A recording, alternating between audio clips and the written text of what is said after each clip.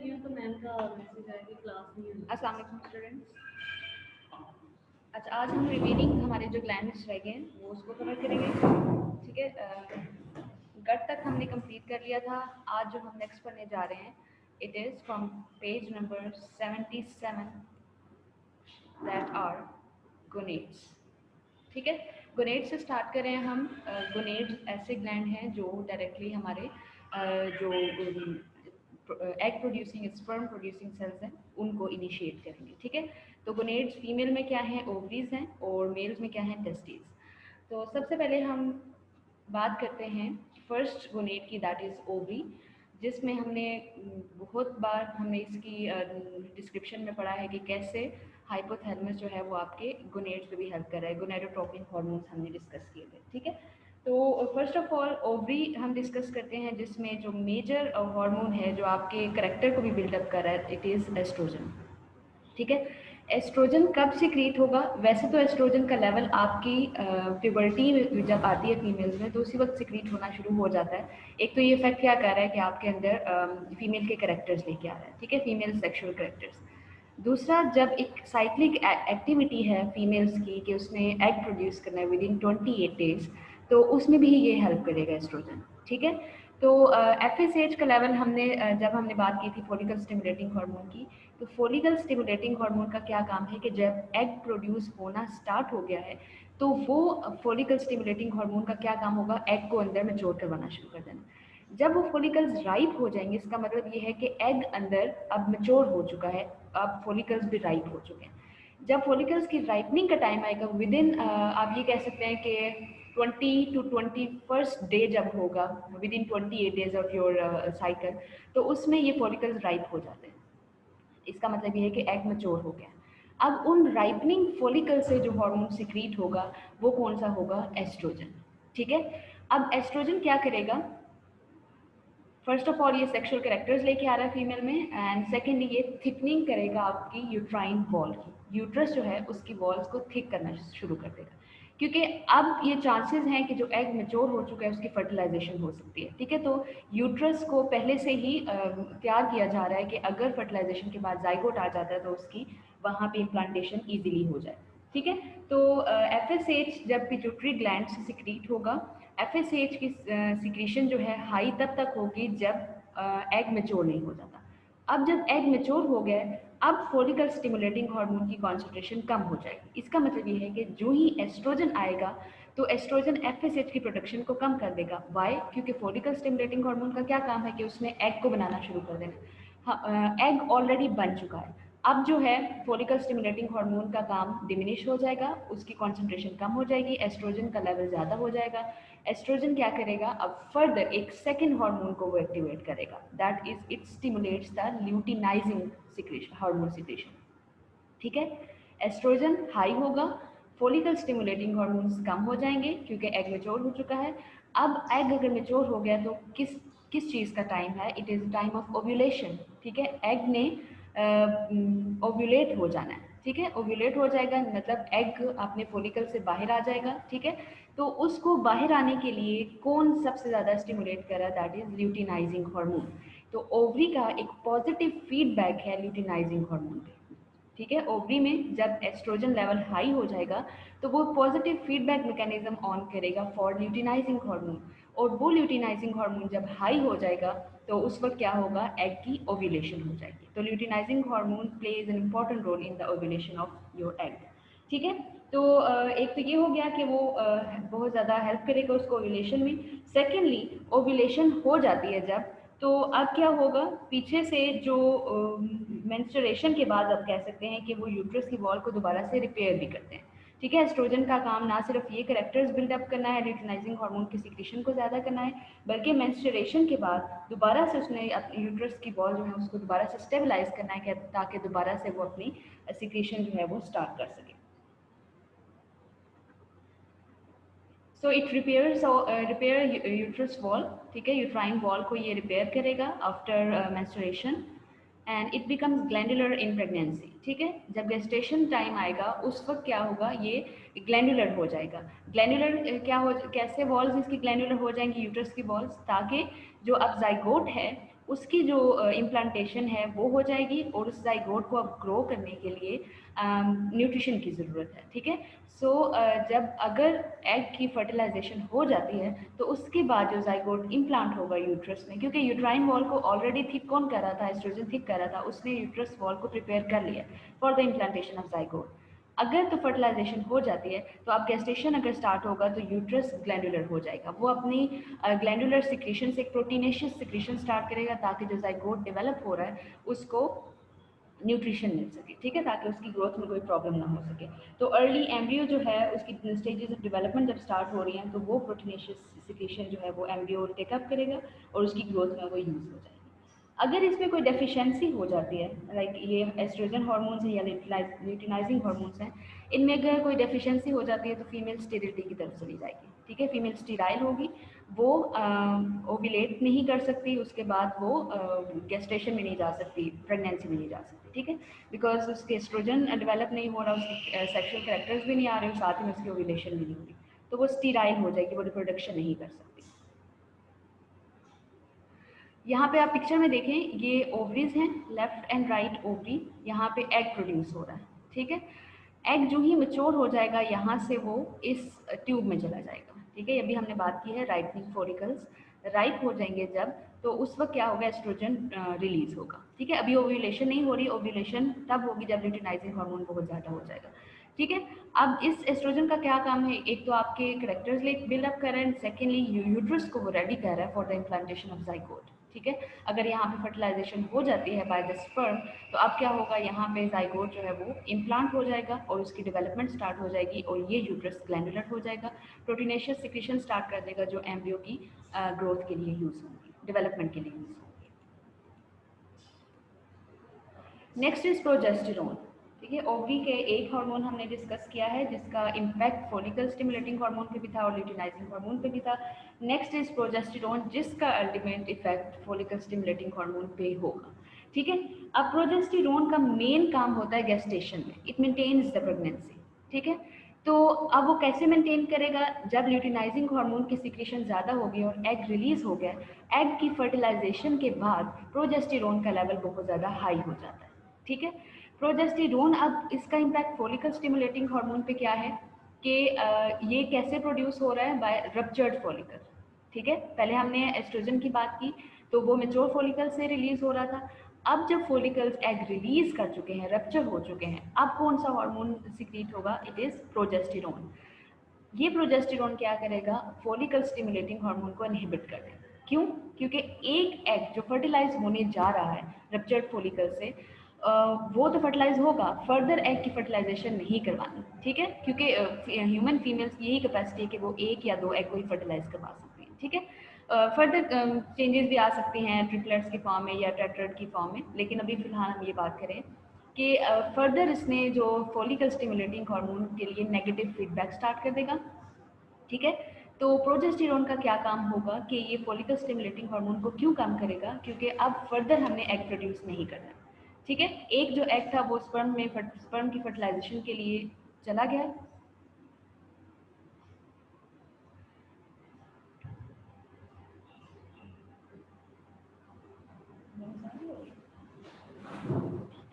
ठीक है। And follicle stimulating hormone की सिक्रीशन को कम क्यों करना है, क्योंकि हमने एग फर्दर एग प्रोड्यूस नहीं करने।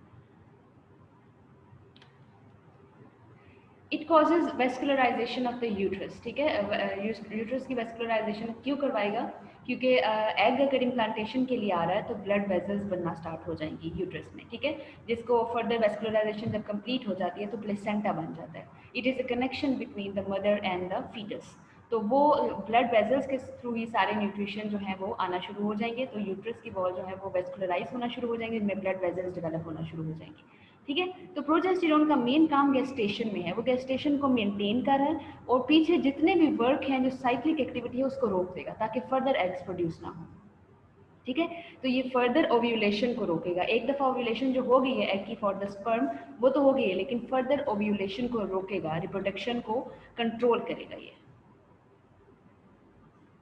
सो इट मेंटेन्स द गेस्टेशन। यहाँ पे आप देखें follicle stimulating hormone released from the pituitary gland, ठीक है। फॉलिकल स्टिमुलेटिंग हार्मोन का क्या काम है कि उसने ओवरीज में एग्स को मैच्योर करवाना शुरू कर देना। जो ही एग मैच्योर होंगे उधर से रिलीज होगा oestrogen.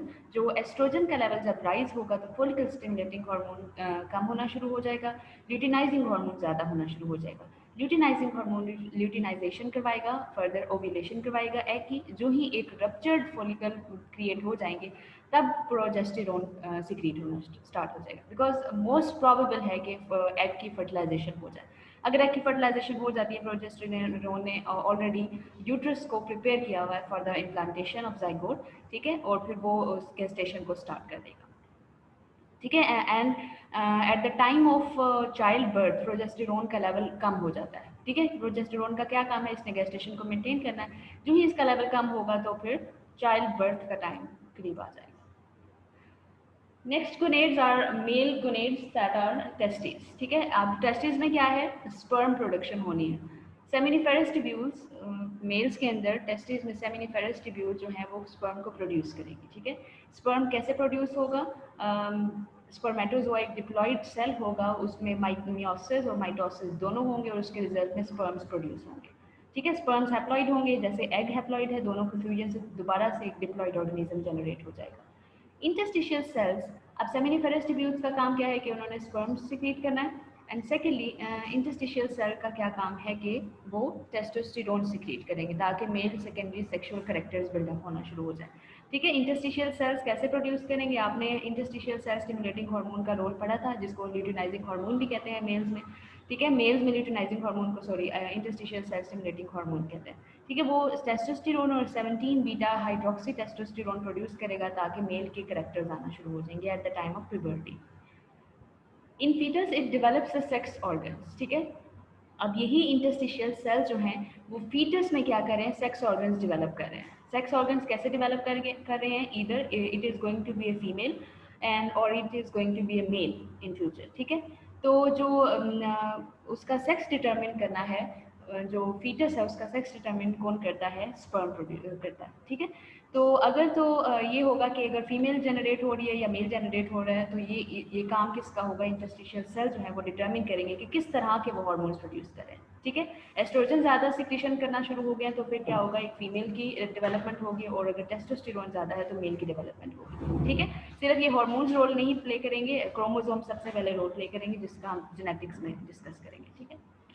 After puberty hormones become constant, ठीक है। एक टाइम आता है प्यूबर्टी का जिसमें इनका लेवल राइज होता है, उसके बाद जब करेक्टर बिल्डअप हो जाते हैं तो उनका लेवल जो है वो कांस्टेंट हो जाता है।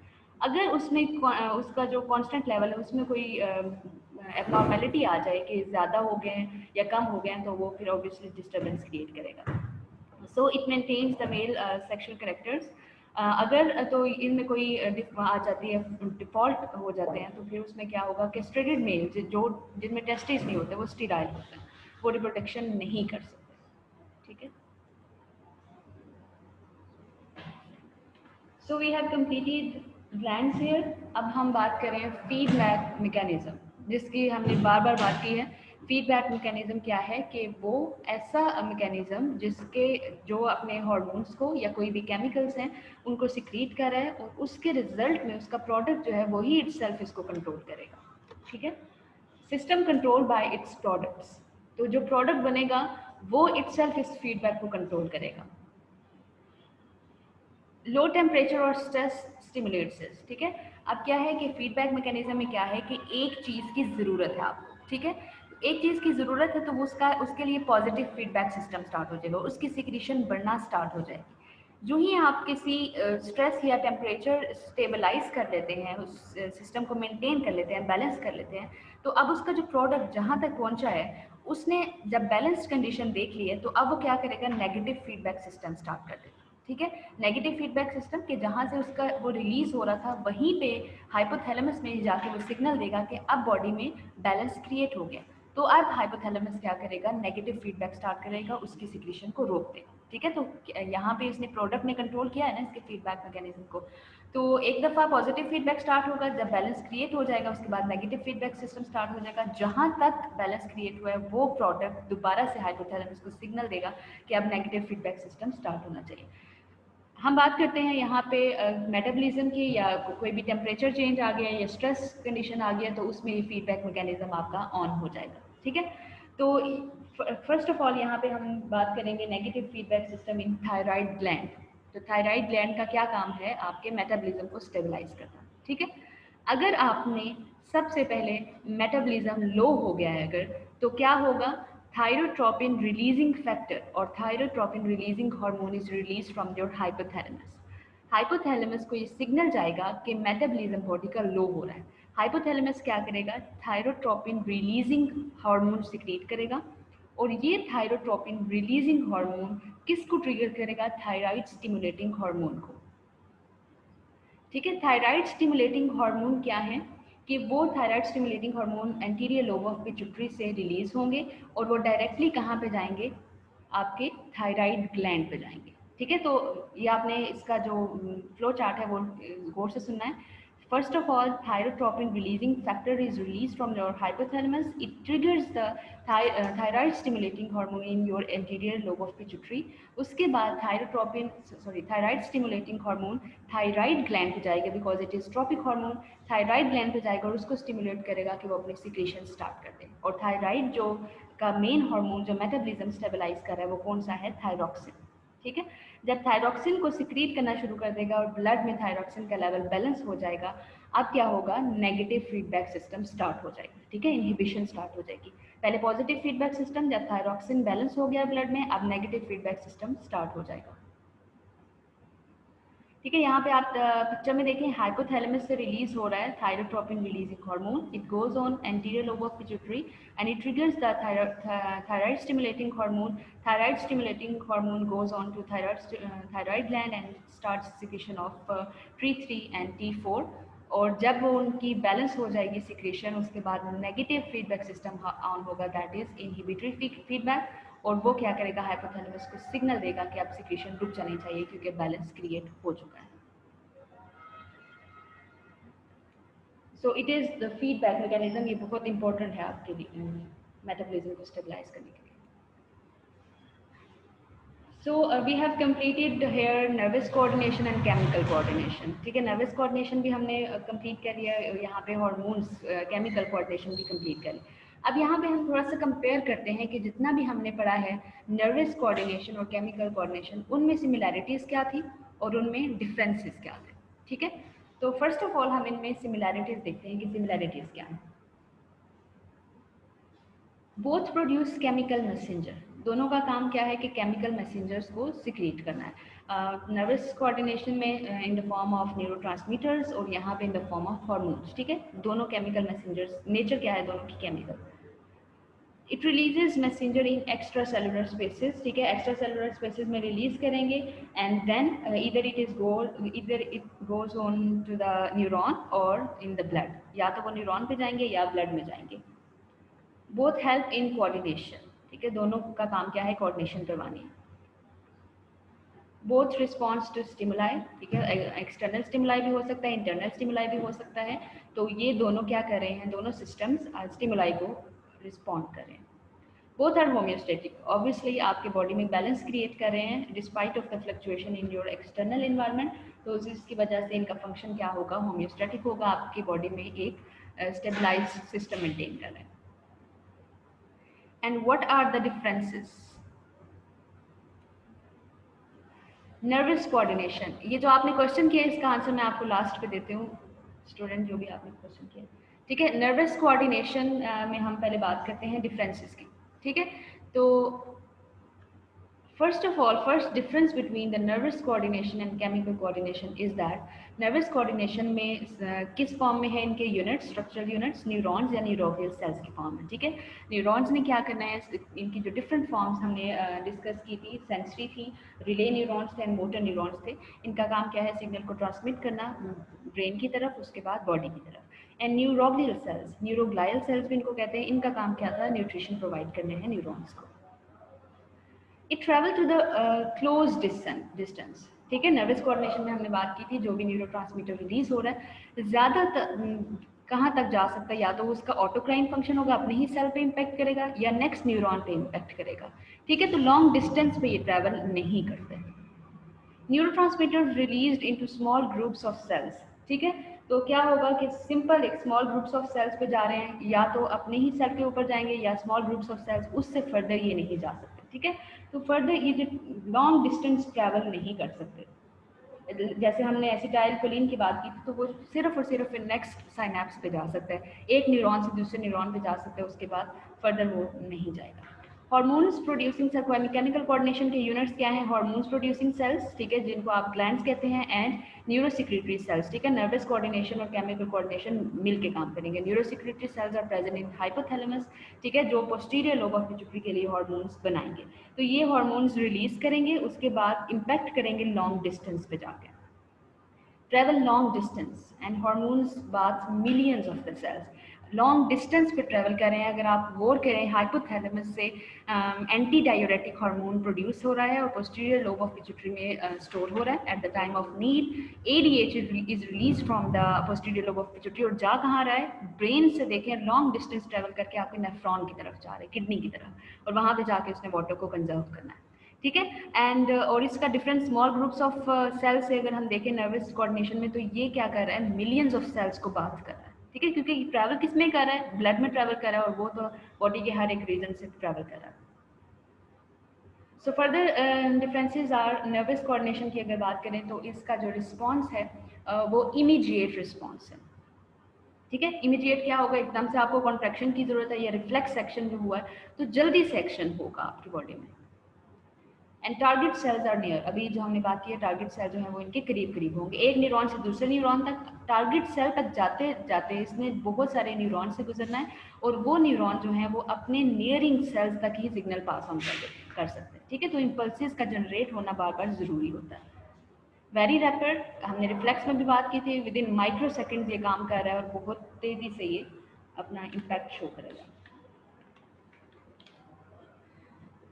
केमिकल्स आर शॉर्ट लिव्ड, ठीक है, इनके जो केमिकल्स हैं वो बहुत शॉर्ट लिव्ड हैं। लाइक अगर हम बात करें न्यूरोट्रांसमीटर्स की, तो ये क्या हैं? बहुत कम टाइम के लिए रहेंगे, जो ही रिस्पॉन्स अपना शो करेंगे। लाइक आपने एक बॉडी की कॉन्ट्रैक्शन की, ठीक है, तो उसमें क्या है, या स्पीच आप कह सकते हैं, आपने आईज को ब्लिंक किया है, बहुत जल्दी ये जितने भी न्यूरोट्रांसमीटर्स हैं अपना इम्पैक्ट शो करेंगे, उसके बाद डिमिनिश हो जाएंगे, शॉर्ट लिव्ड होते हैं, ठीक है। और इनका रिस्पॉन्स जो होता है वो बहुत रैपिड होता है। आपने देखा है 100 मीटर्स पर सेकेंड जो इम्पल्स ट्रैवल कर रही है, और ह्यूमंस में कुछ केसेस में आपने देखा है कि 120 मीटर्स पर सेकेंड भी वो ट्रैवल कर रही है, ठीक है। केमिकल कोऑर्डिनेशन में अगर बात करें तो इसका रिस्पॉन्स क्या है? प्रोलॉन्ग इफेक्ट है। एक दफ़ा रिलीज हो गए इंसुलिन, एक दफ़ा अगर रिलीज हो गया फॉर एग्जांपल, तो वो जब तक ग्लूकोज लेवल कम नहीं हो जाता तब तक वो अपना काम करता रहेगा, ठीक है।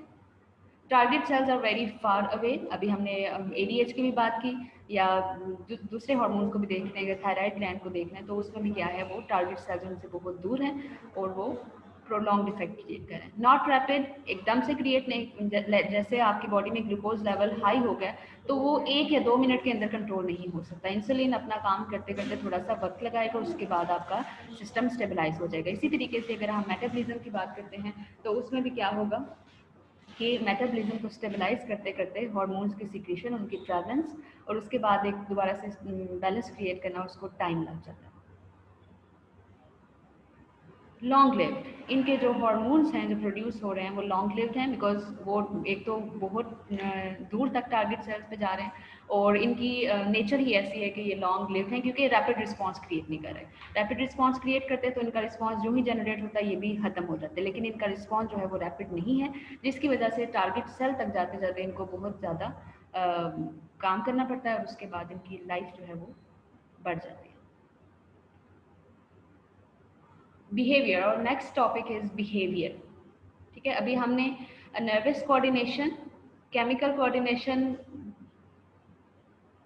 की बात की है, और अब हम डिस्कस करेंगे बिहेवियर, ठीक है। बिहेवियर क्या है कि आपका कोई भी रिस्पॉन्स है वो आपके इन्वायरमेंट में हो सकता है, किसी लिविंग थिंग पे हो सकता है, तो ये बिहेवियर जो है वो आपका इंड्यूस होता है बाय योर इन्वायरमेंट और योर इंटरनल हार्मोन्स। तो फर्स्ट जो बिहेवियर हम पढ़ने जा रहे हैं, इट इज़ इनेट बिहेवियर, जो जेनेटिकली इनहेरिटेड है, ठीक है। जेनेटिकली इनहेरिटेड क्या है? अगर हम अपना जेनेटिकली इनहेरिटेड बिहेवियर देखें तो क्या है, हमारी फीडिंग जो है वो सॉफ्ट डाइट पे है, ठीक है। हमारी जो डाइट है वो एक जेनेटिकली डिराइव्ड डाइट है, उससे हम डेविएट नहीं कर सकते, ठीक है। इसी तरीके से अगर हम बात करते हैं स्क्विरल्स की बात करें तो उनकी डाइट क्या है, उन्होंने नट्स को ही खाना है। तो ये इनेट बिहेवियर है जो उनको जेनेटिकली मिला है कि वो सॉफ्ट डाइट पे, सॉरी हार्ड डाइट है और हमारी सॉफ्ट डाइट। तो ये इनेट बिहेवियर्स हैं। अब ये बिहेवियर जो हैं इनको चेंज करना मुमकिन नहीं है। कोई एक या दो एक्सेप्शंस होंगी जो इनेट बिहेवियर को चेंज कर देती हैं, लेकिन जेनेटिकली इनहेरिटेड बिहेवियर्स को आप चेंज नहीं कर सकते। So it is predetermined by inheritance, ठीक है। और किस तरह के सेल्स हमारे बनने हैं, किस तरह की हमारी बॉडी में लेयर्स बनी है, कितनी लेयर्स बनी है, इधर वी आर बायलेटरल या रेडियल सिमेट्रिकल है हम, ठीक है, या ट्रिप्लोप्लास्टिक है, डिप्लोप्लास्टिक है, ये सारा का सारा प्री डिटर्मिन्ड है हमारी इनहेरिटेंस, उसको आप चेंज नहीं कर सकते। और वही चीज़ें जो है वो आपके बिहेवियर में चेंज लेके आएंगी। स्टिमुलस प्रोड्यूसेस सेम रिस्पॉन्सेज इन स्पीशी, ठीक है। जो एक ये स्टिमुलस है जो इनहेरिटेड हो गया है एक स्पीशी में, वो पूरी सारी के सारी स्पीशी में एक ही रिस्पॉन्स जनरेट करवाएगा, ठीक है। लाइक डाइट की अगर फिर से बात कर सकते हैं या हैबिटेट की बात कर सकते हैं, तो हैबिटेट क्या है, कुछ का सिंपली ट्रीज पे रह रहे हैं, वो आर्बोरियल हैं, कुछ बोरियल हैं, कुछ ग्रासेस पे फीड कर रहे हैं, ठीक है। तो हैबिटेट जो है वो भी प्री डिटर्मिन है बाय देयर एंसेस्टर्स। तो एक स्पीशी का जो बिहेवियर है वो सारी स्पीशी का बिहेवियर होगा। All plants behaviour is इनेट, plant के जो बिहेवियर हैं वो सारे इनेट हैं, उनको जेनेटिकली इनहेरिटेड मिले हुए हैं। वो बिहेवियर वो लर्निंग से कुछ भी एनवायरनमेंट में सीख नहीं रहे। हम तो लर्निंग से बहुत कुछ सीख लेते हैं और अपने बिहेवियर में चेंज ले आते हैं। इनेट बिहेवियर को चेंज नहीं कर सकते, लेकिन लर्निंग से हम अपने दूसरे जो बिहेवियर्स हैं उनको हम चेंज कर सकते हैं। टाइप्स ऑफ इनेट बिहेवियर, इनेट बिहेवियर की टाइप्स कौन कौन सी हैं? First of all orientation. Orientation में क्या क्या आ जाता है? ओरिएंटेशन में हम क्या करें, बॉडी की डायरेक्शन को चेंज करें। अब किस तरह से चेंज कर सकते हैं? दो तरह से। फर्स्ट इज काइनेसिस, जिसमें ऑर्गेनिज्म जो है वो एकदम से मूवमेंट के दौरान ही अपनी बॉडी की शेप को भी चेंज कर देता है, ठीक है। तो पहले वो अगर फ्लैट होके मूव कर रहा है, अगर कोई एकदम से डेंजर उसको आता है तो वो अपनी मूवमेंट को चेंज भी कर सकता है, ठीक है। एग्जाम्पल हम देख रहे हैं पिल बग्स की, ये इंसेक्ट के रिलेटिव्स हैं। आपने अक्सर वुड पे देखे होंगे, वाइट कलर के भी और ब्लैक कलर के भी। ये पिल बग्स क्या करते हैं, इनको वुड की लाइस भी कहा जाता है। इनको जो ही कोई डेंजर आता है तो ये वैसे तो फ्लैट है, लेकिन जो ही कोई डेंजर आता है तो एकदम से ये बॉल की तरह कन्वर्ट हो जाते हैं, ठीक है। बॉल की तरह फिर ये फ्रिक्शन अपनी बॉडी में कम कर देते हैं और बॉल की तरह अपने प्रीडेटर से अवे मूव कर देते हैं। तो एकदम से ये एक तो ये क्रॉलिंग कर रहे हैं, दूसरा ये कि अगर कोई डेंजर आ गया तो उस वक्त ये क्या करेंगे, अपनी जो ओरिएंटेशन है वो बॉल की तरह कर लेंगे। या अगर प्रीडेटर नहीं भी है, अगर वो फेस कर रहे हैं ड्राई लैंड को, तो उन्होंने मॉइस्ट लैंड पे जाने के लिए एकदम से बॉल की तरह शेप अपनी चेंज करते हैं और एकदम से मॉइस्ट हैबिटेट पे पहुंच जाते हैं। And the second is Texas. Texas में क्या है, डायरेक्ट मूवमेंट टूवर्ड्स और अवे फ्रॉम द स्टिमुलस। इसमें हमने प्लांट्स की भी बात की थी, ठीक है। और इसी तरीके से कुछ एनिमल्स हैं जो सेसाइल हैं, मूव नहीं कर सकते, लोकोमोट नहीं कर सकते, उनकी मूवमेंट भी जो है वो इसी तरह से अवे और टूवर्ड्स द स्टिमुलस होगी। And the second one is reflexes and instincts, ठीक है। किस तरह से वो रिफ्लेक्सेस जनरेट कर रहे हैं या इंस्टिंक्ट जो हैं वो, अब इंस्टिंक्ट जो हम आपकी इनेट बिहेवियर है वो, और उसी के साथ जो आपकी इंटरनल बिहेवियर है उसको, वो आपका कैसे इन्वायरमेंट में रोल प्ले करता है। Complex behaviours like biological rhythms, ठीक है, जिसकी हमने पहले भी बात की थी कि डे वाइज भी बिहेवियर होंगे आपके, या आपके एक कंप्लीट स्पीशी के 365 डेज के भी हो सकते हैं, लाइक बर्ड्स। तो पूरी की पूरी स्पीशी जो है वो अपना इंस्टिंक्ट शो करेगी और एक जगह से दूसरी जगह पे मूव कर जाएगी। Next is territorial behaviour. Territorial behaviour में क्या होगा कि एक जगह एक ऑर्गेनिज्म ने ऑक्यूपाइड की हुई है, ठीक है, वो उसका हैबिटेट है। अब अगर उसमें कोई इन्वेडर आ जाता है तो वो अपना बिहेवियर कैसे शो करेंगे, एग्रेसिव बिहेवियर लेंगे। कैट्स को आपने देखा होगा, एक टेरिटरी उन्होंने बनाई होती है हमारे घरों में। अगर उसमें कोई इन्वेडर आ जाता है तो वो उससे एग्रेसिव बिहेवियर शो करती है। तो ये भी क्या है, उनके इंस्टिंक्ट में एकदम से रिफ्लेक्स अपना बिहेवियर चेंज कर देती हैं और उनको एग्रेसिव बिहेवियर शो करके उनको वहाँ से भगा देती हैं। कोर्टशिप बिहेवियर, कोर्टशिप में भी क्या होगा कि displaying of colours of the body, ताकि वो मेल या फीमेल एक दूसरे को अट्रैक्ट कर सके, ठीक है। हमने एनिमल्स में भी ऐसे होता है, बर्ड्स में भी ऐसे होता है कि वो डिफरेंट कोर्टशिप बिहेवियर होते हैं, या तो कलर्स ऑफ द बॉडी या डिफरेंट वॉइसेस प्रोड्यूस करते हैं, ठीक है। उनके रिजल्ट में क्या होता है कि वो अपने मेट को अट्रैक्ट कर सकते हैं। And it results in the mating. Aggression again हम टेरिटोरियल बिहेवियर में भी ले सकते हैं, रिप्रोडक्शन में भी ले सकते हैं, फॉर चूजिंग द मेट, उसमें भी एग्रेशन है। एल्ट्रुइज्म, एल्ट्रुइज्म में क्या, अब मेरी आवाज आ रही है आप लोगों को? स्टूडेंट्स मेरी आवाज आ रही है आपको? काइंडली चैट बॉक्स में आप लिखते हैं अगर मेरी आवाज नहीं आ रही है आपको तब भी।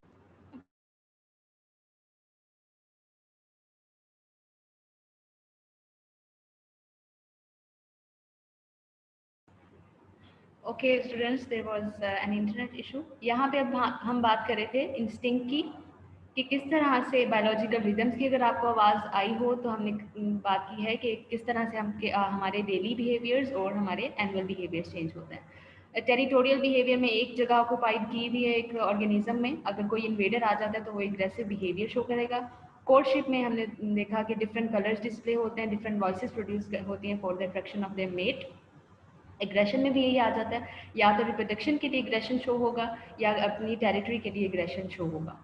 अब मेरी आवाज़ सबको आ रही है?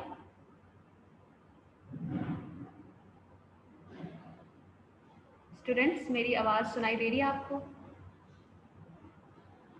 ओके ठीक है।